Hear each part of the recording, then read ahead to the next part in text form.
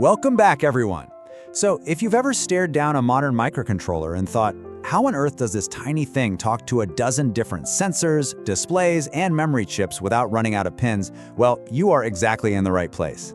Today, in this explainer, we're going to decode the absolute alphabet soup of embedded serial communication protocols. We're talking UART, I2C, SPI, and CAN. Let's get into it.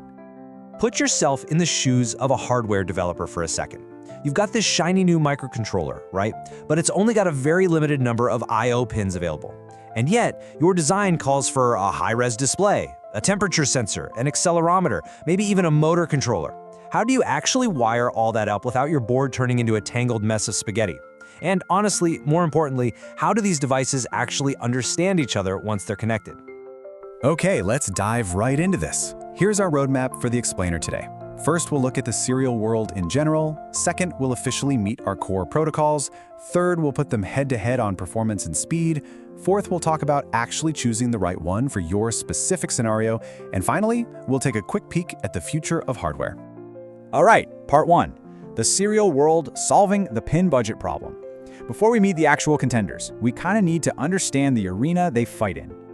You know, back in the day, we relied super heavily on parallel buses. If you needed to send 8 bits of data, you literally used 8 physical wires. Sure, it was fast, but it ate up a massive amount of board space and just completely wrecked your microcontroller's pin budget. Serial communication is basically the elegant fix to that problem. By sending data sequentially, literally just one single bit at a time over a single wire or maybe a pair of wires, you drastically cut down that pin count. This low pin count philosophy, it's the absolute bedrock of modern embedded systems.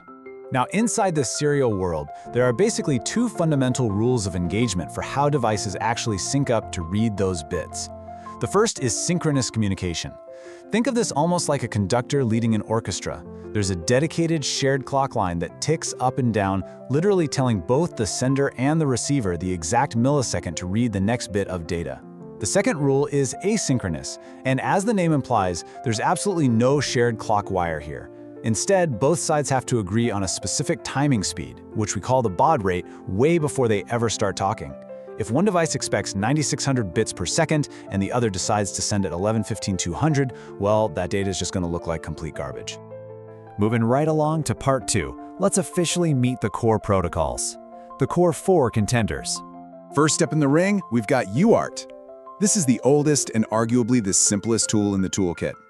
It uses just 2 wires, transmit and receive. It's totally asynchronous, so no clock line, and it's strictly point-to-point, just 2 devices chatting. Because it has separate wires for transmitting and receiving, it's full duplex. Both sides can talk over each other at the exact same time. Honestly, think of UART like a raw byte pipe. You shove a byte in one end, it pops out the other. But because there's absolutely no addressing or built-in error checking, if the receiver happens to not be listening, poof, that byte is just silently lost. Oh, and remember, it's super sensitive to those baud rate mismatches. Even a tiny percentage difference in timing is going to throw framing errors all over the place. Next up is I2C. Now, what's really interesting about this one is that you shouldn't think of it like a pipe. It's much more like a corporate boardroom. You can actually have up to 127 different devices all sharing the exact same 2 wires, SDA for your data and SCL for your clock. To keep things from devolving into total chaos, one master device controls that clock. When it wants to talk to a specific sensor, it pulls the data line low while the clock is high. That's your start condition. Then it calls out a totally unique 7-bit address, and only the specific device with that address raises its hand to respond. Once the chat is over, the master drops a stop condition. It's honestly a brilliant way to save on your pin budget. But trade-offs, right? Because they all share one data line, it's strictly half duplex. Only one device gets to speak at a time.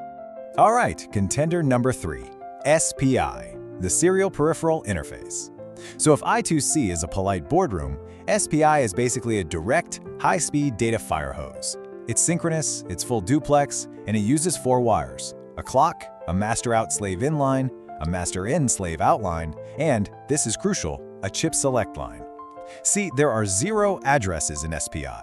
Instead, the master physically wakes up a specific slave device by yanking its dedicated chip select pin low.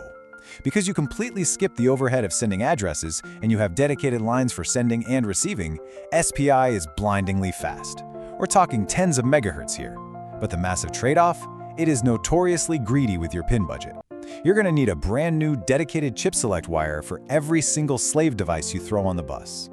And finally, we have CAN, the Controller Area Network. Bosch originally designed this for cars, and honestly, it's built like an absolute tank. It uses a 2-wire differential bus, making it incredibly resilient against electrical noise. You kind of have to picture CAN as a loud but highly organized factory floor. It's multi-master, which means any node can just start talking. If 2 nodes happen to talk at the exact same time, CAN uses this genius built-in hardware arbitration. The highest priority message just automatically wins, and the other one backs off. With heavy-duty error checking built right in, and speeds hitting up to 8 megabits per second on modern versions, it is just the undisputed king of harsh, noisy environments. Think automotive, robotics, industrial automation, stuff like that. Which brings us to Section 3, Protocol, Performance, and Speed.